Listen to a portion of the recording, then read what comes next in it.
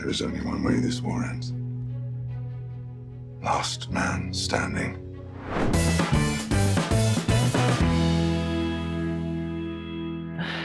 Is it over yet, Mary? Make it end. Nearly 2 days, is it? Is it 2 days? Something like that. And then we can get rid of this crappy old year and see in a new one. If you haven't already guessed, then this is our end of year 2020 in review on the CineChat podcast. Welcome. It's a funny one. We've just been talking, haven't we, about I mean, I've not found it too difficult, but I think yourself and probably a lot of other people have found it difficult putting together a list of what is the best of this year, because it's been interesting, sparse in areas, busy in others, but ultimately not a lot to choose from. No, it's not that there haven't been films coming out. They've just maybe not been in my wheelhouse. That's probably the issue for me. So I don't have 10 as the normal top 10. I've got about 7. Well, it's better than nothing. We're going to try and go along with that. Yeah. So in this episode, we're going to reveal our top 10 or 7 films of 2020, and we're also going to do a few shout outs for films that we've watched, not from this year, but that we might have seen for the first time or that we've rewatched. Yeah. And then we're just going to have a look at what 2021 looks like. Where's the industry going, do we think, if anywhere?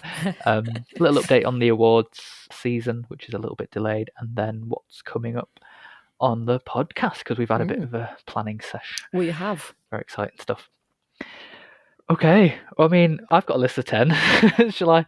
I can run through mine. So start with your normal list of 10. I'll try and do it as quickly as I can. But you might find some recommendations in here, because there's some films I think that the title doesn't tell you much about what it is, and the trailers I don't think have been that great either. So yeah, let's have a look. So my number 10 of this year is I'm Thinking of Ending Things, which is by Charlie Kaufman, who wrote and directed. And if you know his films, you'll know that they're real head scratchers, really creative and clever. I think it's maybe the most unique film I've watched this year, because it's funny and it's confusing and it's sad, it's scary and it's annoying. Doesn't seem to follow any sort of rules or laws, but everything, and I mean every detail, is part of another layer, big subtext that goes on through the whole film, which answers the question, like, what is it about? And it's definitely one that you need to watch twice, because things just don't make sense the first time around. It's designed that way. It's got Jessie Buckley, who I initially wasn't sure about, but she's actually very good in this. And people like Toni Collette and David Thewlis play the parents of her boyfriend. Very good. Okay, number 9 is The Devil All the Time, which came out on Netflix, I believe. I wasn't expecting the film to cover as much ground as it actually did. Yeah. In fact, I ended up comparing it to like a Tarantino film and a Scorsese film, like both mixed together, which is quite high praise, I think. It is. It's like a saga of one family over a decade or two. And there's lots of crisscrossing plot threads of the people who live and work around the area, and there's loads of corruption, and there's a priest who's corrupt, and there's a policeman who's corrupt, and there's serial killers. It's all sort of post-World War II America. So lots of negativity then. Absolutely, and it's pretty brutal, to be honest. I think it's an 18. It's got a great cast. It's got Tom Holland, Robert Pattinson, Bill Skarsgård, people like that. And one thing I really liked is that the author of the novel is the narrator in the film. That must be a really faithful adaptation of the book. Yeah. I do recommend that one. I think it's very good. Okay. Number 8, getting there. Tenet. Honestly, what an incredible spectacle. I mean, to put to screen those kind of things that I can barely even comprehend, let alone conceive, it is a mad achievement. It's really quite special. It's about time, and time going forwards and time going backwards, and sometimes time's going forwards whilst other things are going backwards, and people and things are interacting at different directions of time. I don't know how they did it. Fight scenes and things like that. You've got planes crashing, explosions, everything's done practical effects. But again, you've got to watch it twice, because some stuff that you learn at the very end, maybe even in the last frame of the film, help make sense of the things you first see at the beginning. So it did have some problems. There was the sound mixing Yeah, it's not thing. had the best reviews, especially for a Nolan film. It's had some not so good ones. Yeah, but the thing is, though, he even tells us through the dialogue, don't try and understand it. Your brain's going to hurt. He basically says to you, it's meant to be this way. I've made it this way. Take it for what it is. And I think something admirable about that, he's not... changed it for the audience. Yeah, he's done it his way and stuck to it. Yeah, sort of stuck to his guns. It seems like it's an idea he's had since he was making Memento. I'm sure he knew what he wanted to make, and I'm sure he went out and made it. So who are we to say that there wasn't an emotional core, and maybe he didn't want one? So yeah, from a spectacle point of view, it's up there. Number 7, a film that I did not expect to put on any list, not least because it's directed by Spike Lee, who I have a really hard time liking, and I thought the trailer for this was just not good.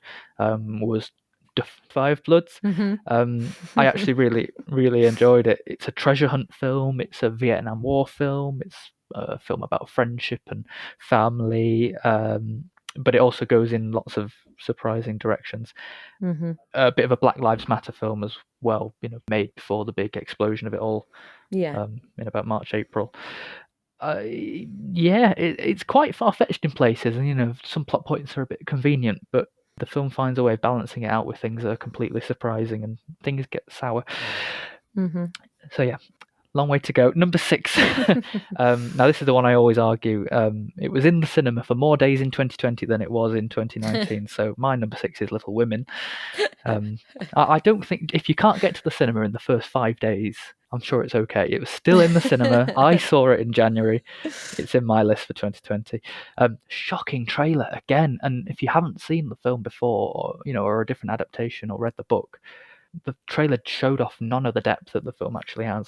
Made it look really flowery and vomit-inducing. And so yeah, it was just another really nice surprise.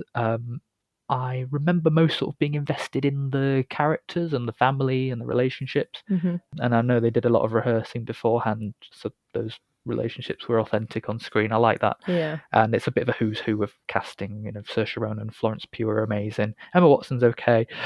Laura Dern, Meryl Streep, Timothée Chalamet. And I like how they kind of modernized it slightly. I could tell with the time jumps and some of the decisions, it was quite good. Okay, top 5. 5, Portrait of a Lady on Fire. Watched it really recently, having no idea what it was about whatsoever. But I love films that are about art and about artists and about the process of creating art. It's a new thing of mine, because I really like films like Never Look Away from a couple of years ago. I like the film Pollock. I like things like Mr. Turner, and it's the perfect subject matter for cinema because it's a medium about the art of looking and studying, and you see it in every detail in this film. It's as if you're looking through the eyes of a painter, and all the details are really delicate, and the textures and the colours and the light and the shades all really cool, and actually watching the painting being done, fabulous. And the concept's really cool. This painter's gone to paint a woman ahead of her arranged marriage, but she refuses to sit for the artist, so she goes there pretending to be someone else and has to memorize what she looks like to paint her. It's really cool. Took me by surprise. Number 4 is The Lighthouse. Watched it so long ago that I don't remember all of the specifics, but just that it's absolutely mad. It is bonkers. Yeah, and the atmosphere that's created is just so strong. It was hard for me not to put it high on the list. Yeah, weird, hypnotic, frightening, intriguing. Willem Dafoe's terrifying. Robert Pattinson does a really good job. In fact, this is the 3rd time already he's come on the list. Just watching things spiral out of control, and they get hungry, and they get claustrophobic, and they start having delusions, and they start hating each other, and it's just really interesting study of watching people, 2 people stuck together in a lighthouse, and the style like an old school horror film style, I should say, by Robert Eggers, who did The Witch. It's just really good, and the sound design's cool. Number 3, again, don't really remember much about it, but the conditions that I watched this in just made it this amazing film for me, and it was Waves, which came out early in the year for us. It's quite broad and profound in its themes, but it's not preachy. So in the same way I quite like Cloud Atlas and probably more similar to this film, Moonlight, things like that. I really like the humanity of it all. But what's interesting here is that the film completely flips halfway through. Yeah. Something happens in the story that I remember I didn't even tell you nearly 12 months ago what happens, but Yeah. it shifts completely. Like, you change main character, you change perspective. I think it changes style actually as well. Yeah, just really, really, really good. Number 2 is 1917. There's nothing you can't. Everyone knows what 1917 is like. It's a proper journey. It's a vast obstacle course. It's historically really important. I think really accurate. I just found myself holding my breath, especially as it gets towards the finale and Thomas Newman's score, which I thought maybe ought to have won the Oscar. The one take style, the cinematography that's just magic. Just fabulous. And then, my number 1 film of 2020 is Parasite. No surprise there. It is. I just don't think anyone saw it coming. I really don't think they did. And for it to be a foreign language film and have the success that it did, taking Best Picture, Best Director, what else did it have? Best Editing, Original Screenplay, Production What didn't Design. it have? I know. I just thought it was perfectly made film. Like, there was nothing I could flaw about it at all. I came out and I was like, there is nothing that was wrong. And it's a great milestone for cinema with this whole, get over that 1-inch barrier of subtitles. I think that was a really good message that came after the film. And people still talk about it, and I think it's funny really, because it's a lot of people's best film of the decade for last decade, because it came out in 2019 for a lot of people. But I think it will be a lot of people's top for this decade, which we've only just started. So, long story short, not a bad top 10 10 really. Top 10. It's a really good 10, I think. Yeah, highly recommend all of them. Okay. Sorry for yapping on, but it's out now. I've done it. I'll shut up for a bit. Mine is a little bit more higgledy-piggledy. And I did another 2 to add, so it might be 9 now. Top 9. However, I'm only rating the top, let's say, 4. The others just kind of come in afterwards. Just thought they were all good or okay, fine, so I couldn't necessarily rate them. I'm just going to throw them all out there. Go for it. And then I'll start ranking at the end. So I will start with Onward.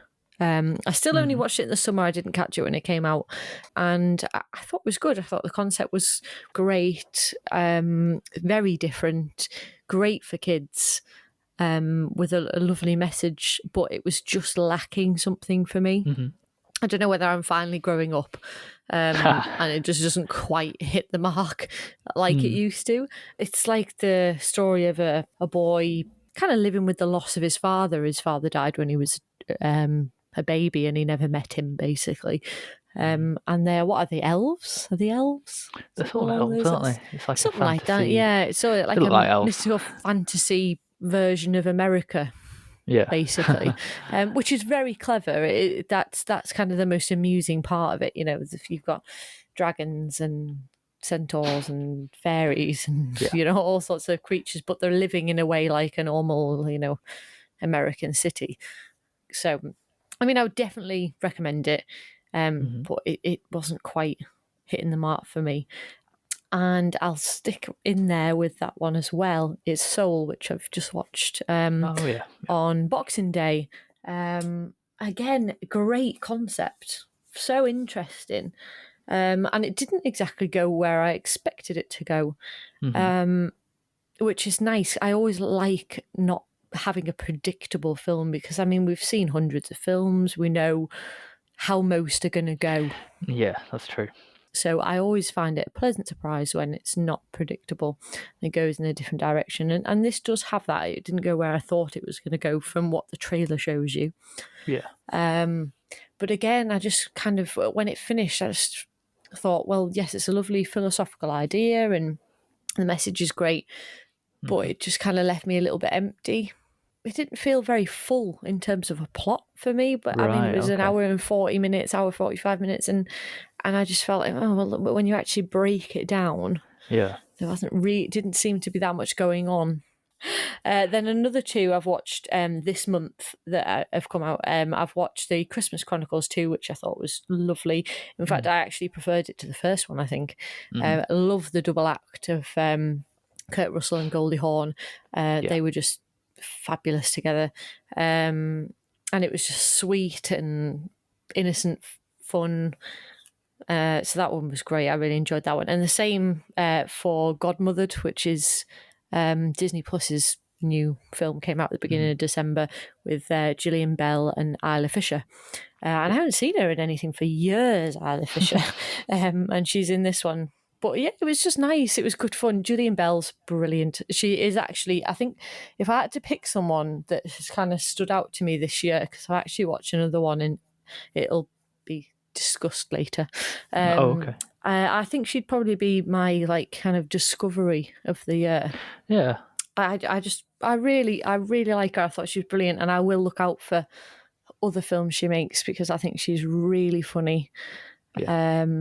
And she's just got something a little bit different that I like. So that was that one.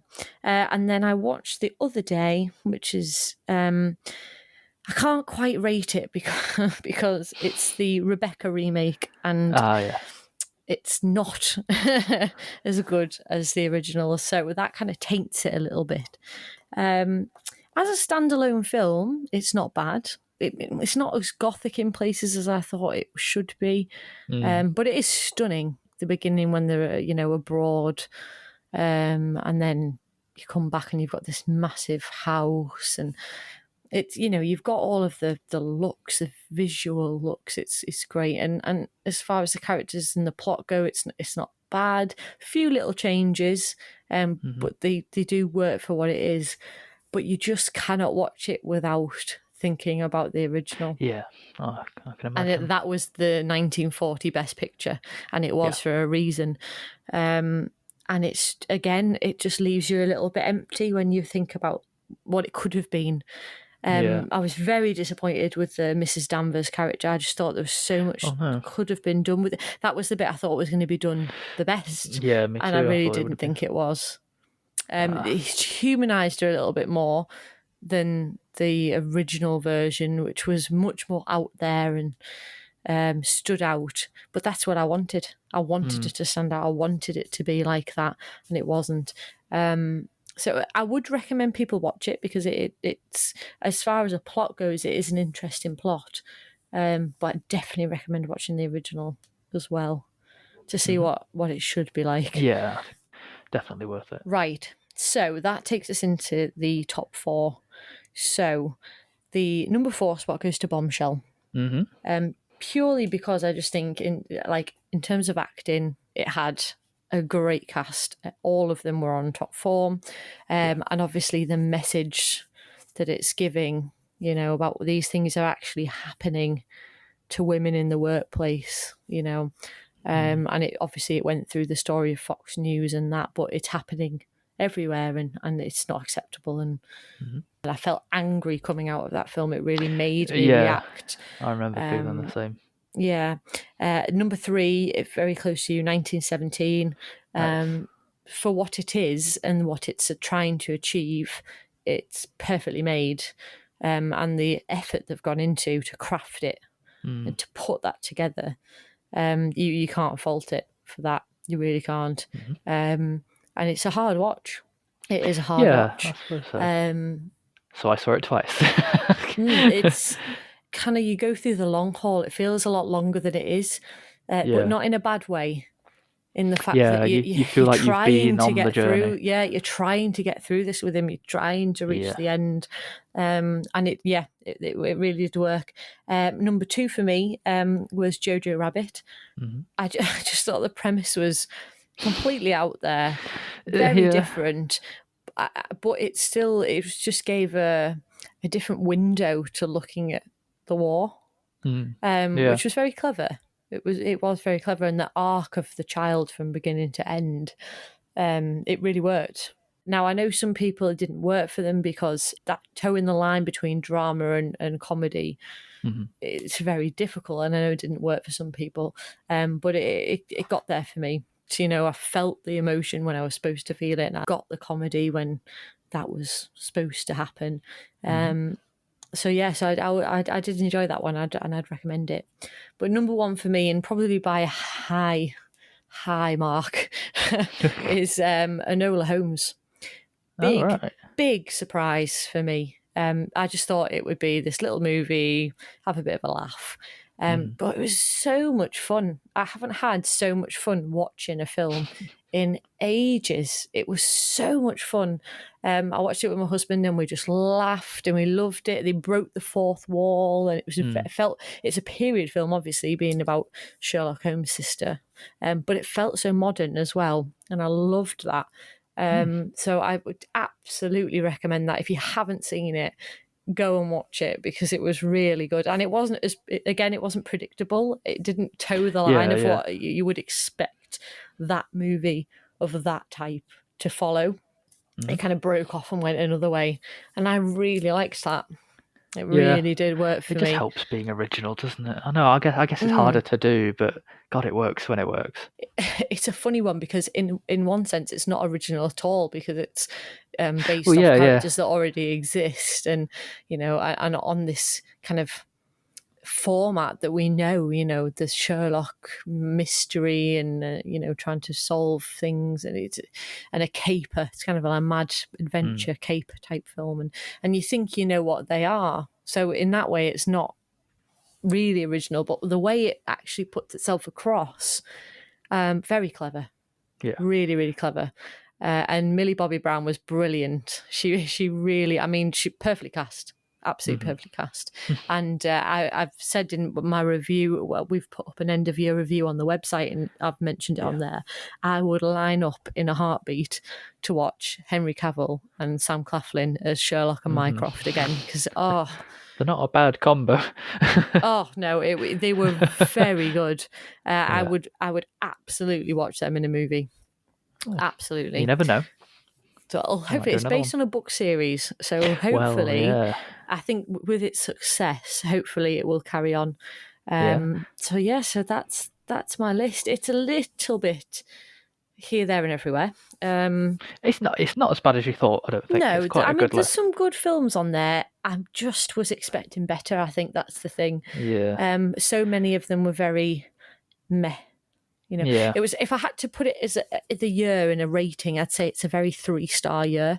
It's not a recommendation, but it's just very average.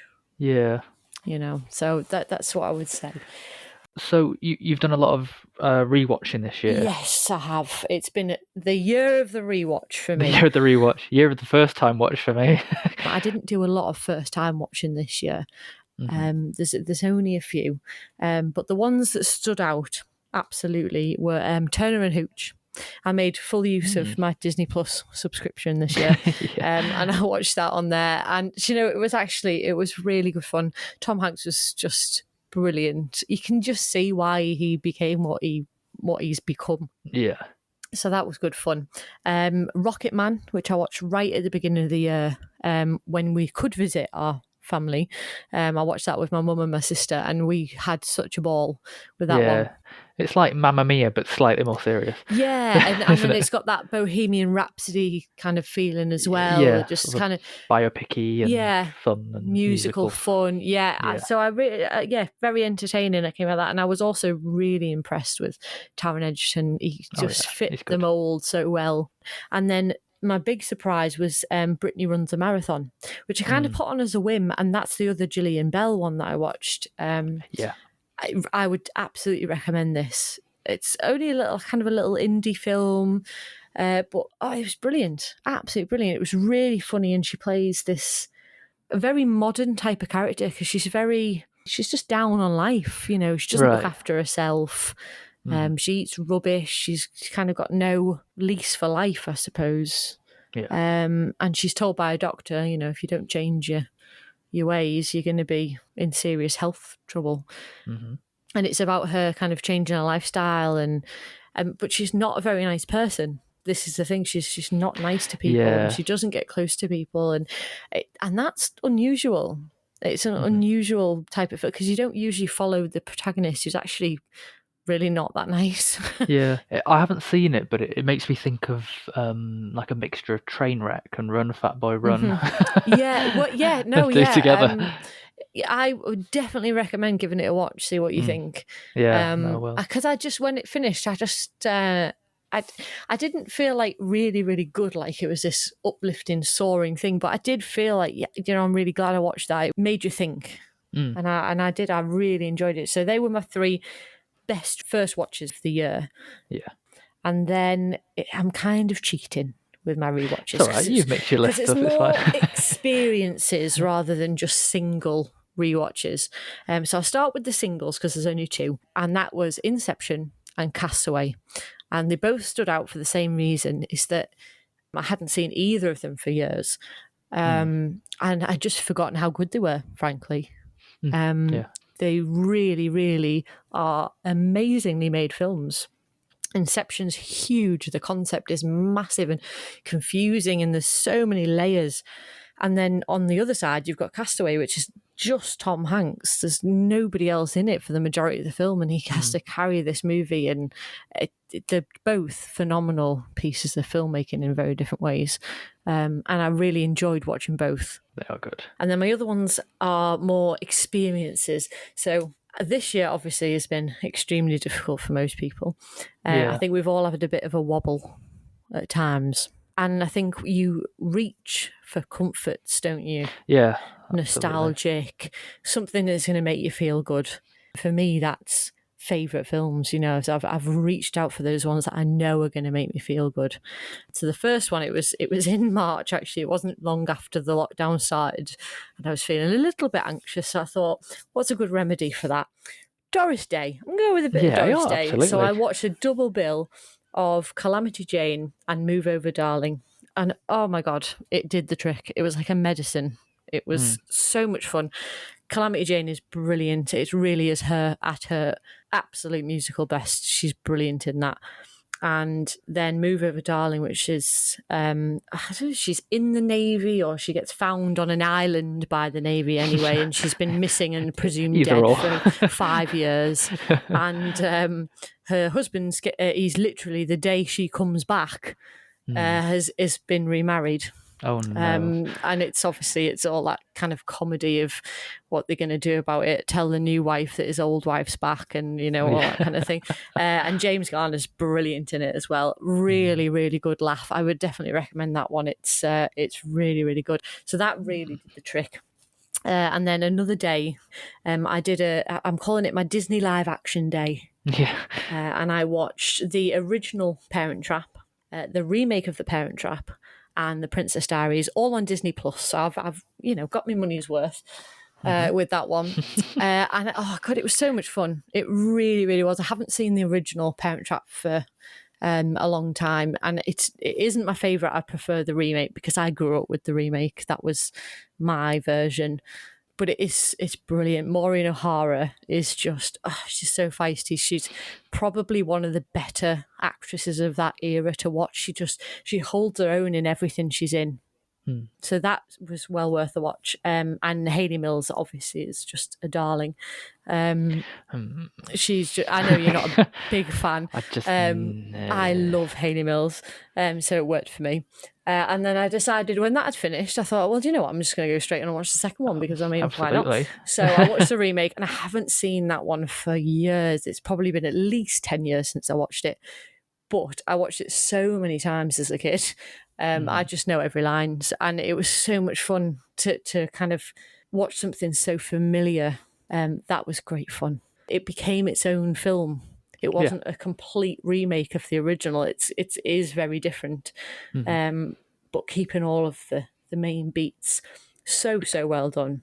Really enjoyed that. And then The Princess Diaries, that is one of my absolute favourites. I grew up with that one. Good. I remember going to the cinema to see that when I was about 9, right. And I remember coming out and it was one of those experiences when you came out and then you saw daylight again and you'd been in this other world for a couple of hours. And That was a spiritual awakening for you. Yeah, I was on cloud 9. I absolutely loved the movie, and I have ever since. Always watch it. And then I had another day where I decided I was going to do musicals. And I rewatched, after a very, very, very long time, Chitty Chitty Bang Bang and Bedknobs and Broomsticks. I had a ball. I had an Mhm. absolute ball. I sang along to every word, and I just had an absolute whale of fun. Absolutely, A whale I of think. fun. It was just brilliant. It was so much fun. Chitty Chitty Bang Bang. It feels like a Disney movie, like a Disney musical, but it's also got this much darker undertone that Disney didn't really go for, and it's fantastic. And then Bedknobs and Broomsticks. Oh, I know you are not an Angela Lansbury fan. Oh, I but don't mind her in this. She is perfect in this. It's Murder, She Wrote that's awful. You have a big problem with, I know. But this is her to absolute perfection. Yeah, this is her best role for me. You know, the effects really hold up, I thought. It really does hold up. So I kind of bundled all these little experiences together and made a day out of it. And yeah, absolutely had a ball every time. And that's been my year, really. It's very much reflects my year. I've just reached out for things of comfort, nostalgia, something I know that is going to make me feel good. And I've done that pretty much the entire year, really. Yeah. I haven't. No, you haven't. I've watched a couple. I've watched a few that I'd seen before. You've watched quite a lot of new films this year. Yeah, well, I was quite lucky and not lucky, I suppose, in a roundabout way, that the topics that we covered on the podcast were things that I loved, but I had big gaps in. So for me, it was a year of being able to finally get round to seeing some things that have been on lists forever. You know, instead of trying to always catch up with whatever year you're in. Yeah. So yeah, just a few shout outs for me. I really enjoyed Train to Busan, which I know you recommended to me. It's just a great zombie film, really. Oh, it's really well put together, isn't it? Yeah, I love films that are in confined spaces and things that are on trains, so I like that. Again, Korean film. I think there's something happening at the moment. Yeah, definitely. There's more to come. Minari next year's coming up. I loved Enemy, which was one of Denis Villeneuve's sort of smaller films around the time of Prisoners with Jake Gyllenhaal. Yeah. Really cool concept. You know, a man finds a doppelganger of himself as an extra in a film that he watches, and he gets a bit obsessed with tracking down this person. And then when he does find him, their personalities clash and it gets very dark. I loved About a Boy. I thought that was one of Hugh Grant's most suited roles ever. I need to rewatch that. I didn't enjoy it when I watched it. I didn't enjoy it very much. I think maybe my expectations were too high. But this was years ago, so I should really rewatch that one, actually. I think if you watch it and align yourself with Hugh Grant's character and try not to focus too much on Toni Collette and Nicholas Hoult, it's much more enjoyable watching it through his eyes than through the boy's eyes. I think that's natural that I went towards the cynic and the sarcasm. So that was good. V for Vendetta had been on a list for forever. It's just so weird. I watched it on bonfire night amidst the global pandemic when everyone was wearing masks and the US election was coming to a head. It was just perfect. It couldn't have been any more perfect. So that was good. Inside Llewyn Davis was good. It's Coen Brothers, Oscar Isaac, Kerry Mulligan. You can imagine it's great. It's a great musical, actually. Something I didn't anticipate. The song's really good. A real comedy drama. You know, those films that get it just right really works. Solid film. The 39 Steps, the earliest film I watched this year.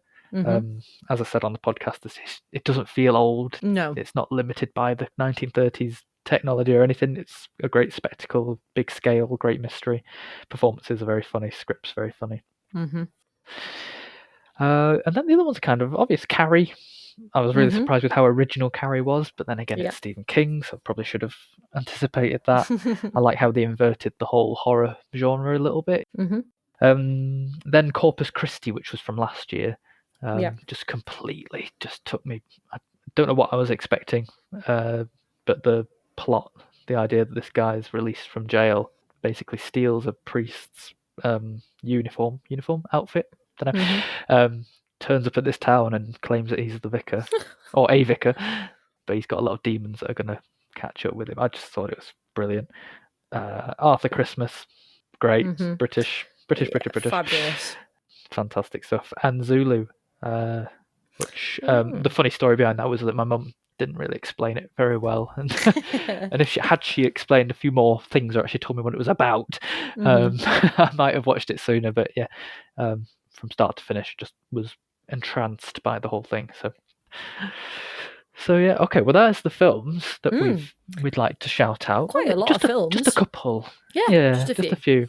So we should probably just look at 2021, really. I mean, like I said earlier, for the first time in a long time, this year hasn't been dominated by big blockbusters, your superhero films, your box office draws. So a lot of stuff's been moved to next year. Yeah. But actually, the list isn't that long, but it was big names that this time last year we were it saying. It was all the big ones that we should have seen by now, basically. Yeah. Things like Top Gun, Ghostbusters, Wonder Woman, the new Halloween, Wonder Woman, Mission Impossible 7, The King's Man, things like that.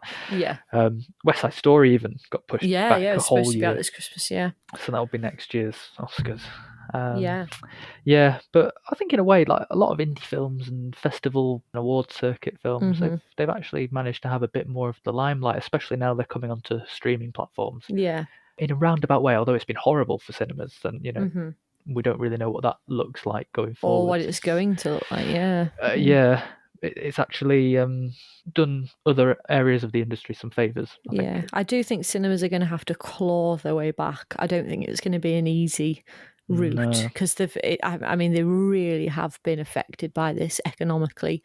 It's going to be a hard push, I think, to get them to where they were.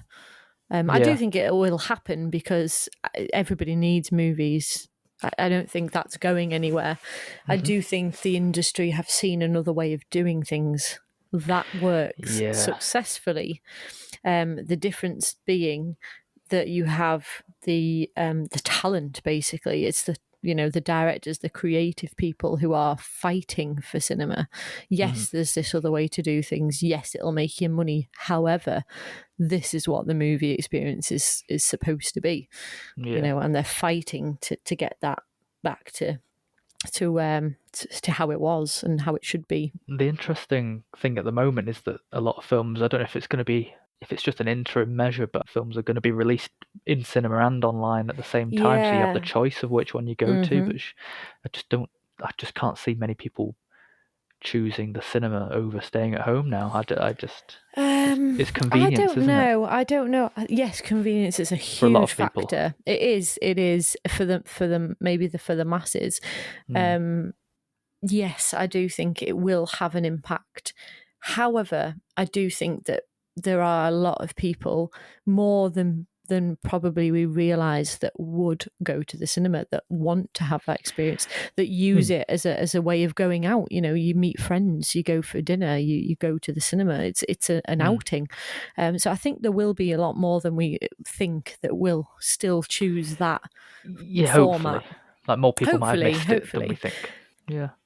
Well, I guess time will tell. I mean, this year I think still been very strong. So surely next year can be just as good. Yeah. I don't think we'll be back to normal anytime soon. I think the first 6 months are still going to be very much like 2020. I think it'll be the end of the year where we see any changes. Yeah. But I guess speaking of 2020 still being a strong year, I thought it'd be good to give a quick update on where things are looking from an awards perspective, because I know it's all been pushed back. Usually this time of year we'd be getting the Golden Globe nominations coming out. Everything's sort of done a 2-month shift backwards. In case anyone's interested in what's already out and what you can see, what seems to be front runnering, that's a new word, and then what's due to come out in the next year. I'll give a quick overview now. So you may have seen a film called The Trial of the Chicago 7 out on Netflix. It's a shoe-in really for Best Picture. Director Aaron Sorkin, and loads of supporting actors in this, like Sacha Baron Cohen especially, Mark Rylance, a few others as well, Yahya Abdul-Mateen II. I hope I've pronounced all of that correctly. Keep an eye out for that one. Very good. A film called Mank has just come out, which we were just talking about before, and I don't know whether it's accessible or not to people who don't understand or know much about the classical film industry, but it's about the writer of Citizen Kane. Again, Best Picture director for David Fincher, who's a very popular director, actor for Gary Oldman, even supporting actress for Amanda Seyfried. Nobody can say Seyfried. her name. I don't know. They're all likely to be nominated. Then you've got Ma Rainey's Black Bottoms, based on an August Wilson play, starring Viola Davis, who was also in a different play of his adapted called Fences. Actor Chadwick Boseman as well in his last film. Yeah. He's been put in the Best Actor category, and to be honest, he's the best thing about it in my eyes. Yeah.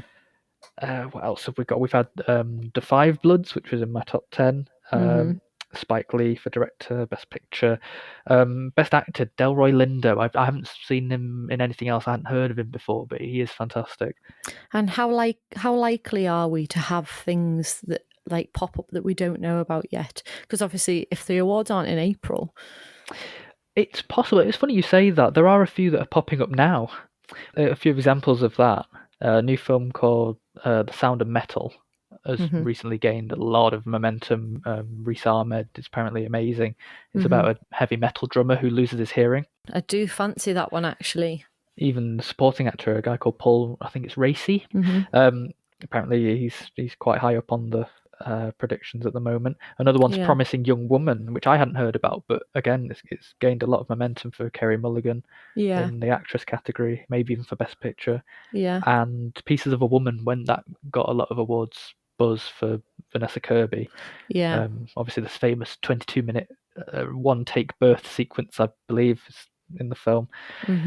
And Ellen Burstyn as a supporting actress. But yeah, so other things you might want to look out for in the new year. We've got, let's have a look at January. The Father, starring Anthony Hopkins and Olivia Colman. I do want to watch that one. I'm looking forward to that one. Yeah, sort of like I think it's dementia based, but it's more sort of surreal in a way. Yeah, there's more to it than that, I think. Yeah, more from his point of view, I think. What else have we got? News of the World is the new collaboration with Paul Greengrass and Tom Hanks. They did I like the look of Captain Phillips. It looks okay. But yeah, we'll see. It's coming out. What else have we got? A few others. Supernova with the Colin Firth and Stanley Tucci one, again a dementia. Oh, can't wait for that. Cannot wait for that. And Ammonite, the Kate Winslet, Saoirse Ronan sort of romance, indie romance. They're my people. Thing. I'm waiting for this. They are your people. They're my people. Yeah. So apparently March is the date for those. Just a few other things. Like there's a long list, but The United States versus Billie Holiday, actress and singer Andra Day's got a bit of buzz. It's a Lee Daniels film. Isn't there an Aretha Franklin biopic coming out next year? It was moved. Yeah, it's moved to about September, I think. Oh. Because I think those two at the time cancelled each other out. They were both about singers, relatively same era, probably both race-related themes. So yeah, it'd be interesting to see. Yeah, Hillbilly Elegy for Glenn Close. It's still maybe a nomination, although the film is not good. It's not amazing. Not getting the traction it was expected to, unfortunately. And then, films like Soul might get a Best Picture nomination. Tenet's probably going to sweep a few of the technicals. I think it's still a really strong year. That's my overview. I'm going to stop now. Okay, well that leads us straight into our preview for next year then. For the podcast. Now, we had a very exciting planning session quite recently, and we are thrilled with what we've got coming up. So far. Very exciting. I think this might be a switch in terms of the years we've had. I think I will be filling more gaps next year. Whereas you've had that kind of year this year. I've just looked at one of the bullet points on here and I'm like, yeah, you've got a lot to watch. Yes, I do. I do have a lot to watch. So this is the types of things you have got to look forward to, people. We are starting the year off strong with JG's. Same initials. It's JGs. Unbelievable. We didn't realise until afterwards, which was so weird. We are starting the year off strong with Jake Gyllenhaal and Judy Garland. We've both picked a star that we wanted to focus on, and we're just doing a proper profiling, really. We're picking a number of films, things that we've seen, not seen, favourites. I'm really going to just be diving into them, so we're so excited for that. We've got a rom-coms episode around Valentine's Day. We've got delayed from last year. Yes, we're going to focus on some musicals, some of which have some big anniversaries coming up. We've got the James Bond episode, which has been pushed back and pushed back and pushed back along with the film, which we have been waiting for months now. Yeah. We've got the Oscars to look forward to. We will be highlighting that. We're going to do a John Hughes special, which I think will be a fantastic episode. Really looking forward to that one. Yeah, lots of 80s. And then we've got the franchises. So we are going to be looking at next year X-Men prequels. We'll be doing Lord of the Rings. And lastly, and most importantly, we are doing a 3-part special Harry Potter project. 20 years old. Yes, we are really, really excited for this one. 20th anniversary, like Matt just said, and we are really going to be diving deep into that one. So I'm just thrilled. Can't wait. So that's coming next. Is it next summer, that one? It will be, yeah. So it's a long while to wait, but we're excited already. Yeah.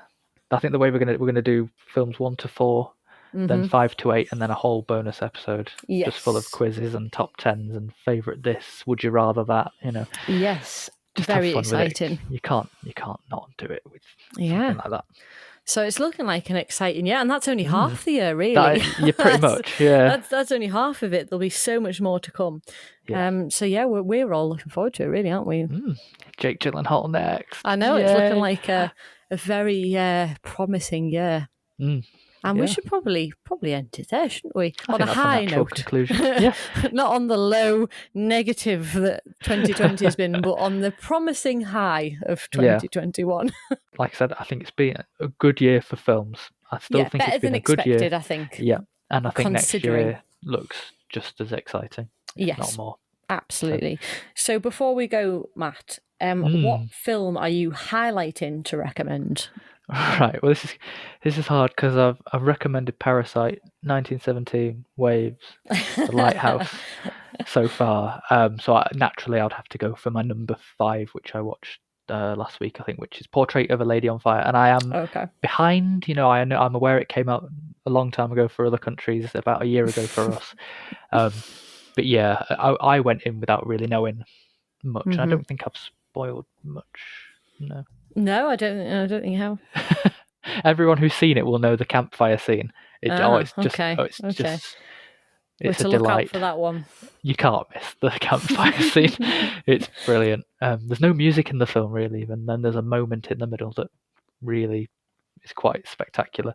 I thought all the elements came together really nicely, and especially towards the end, you realise a lot of little subtle things that have been mentioned in conversation kind of get a really nice payoff.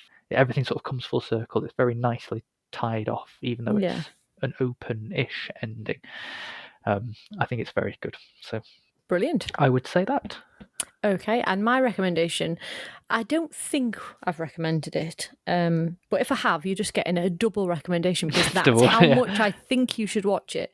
And that is Enola Holmes.